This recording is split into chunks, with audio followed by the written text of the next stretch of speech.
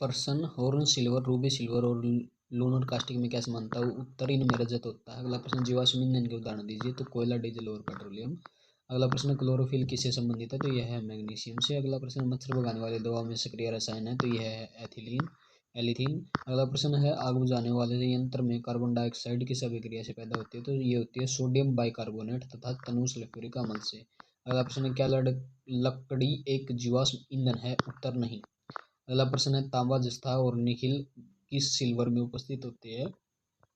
उत्तर German silver में। अगला प्रश्न है, किसे चूहा विष के रूप में प्रयोग किया जाता है? तो ये होता है जिंक फॉस्फाइड। प्रश्न, खाने के नमक में क्या होता है? तो इसमें होता है सोडियम। अगला प्रश्न है, एस्पिरिन कहाँ से मिलती है? तो ये एक पेड़ से मिलती है। अगला प्रश्न है, लिग्नाइट में क्या होता है? तो इसमें होता है कार्बन। अगला प्रश्न है, एक कृत्रिम उपकरण में विद्युत ऊर्जा का स्रोत क्या है? तो ये सोलर सेल से ऊर्जा मिलती है। अगला प्रश्न है, इलेक्ट्रॉनिक्स में सोल्डर प्रक्रिया में सोल्डर के रूप में कौन से पदार्थ प्रयोग में लाया जाता है? तो ये शीशा तथा टीन। अगला प्रश्न है, हीमोग्लोबिन किससे संबंधित है? तो यह है आयरन से संबंधित।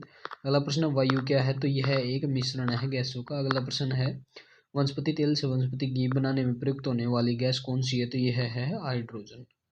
प्रश्न, पीतल, जर्मन सिल्वर, स्टील और ग्रेफीन में से कौन सा पदार्थ सर्वाधिक मजबूत है? उत्तर ग्रेफीन। अगला प्रश्न है, एक बायोगैस संयंत्र में कौन सी प्रक्रिया होती है? तो इसमें होती है किण्वन।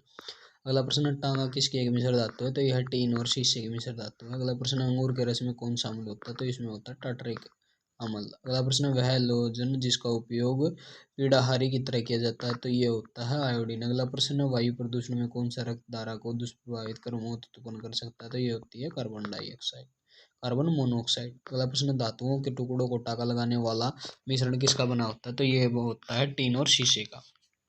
अगला प्रश्न, बायोगैस का मुख्य घटक क्या है? तो यह है मीथेन।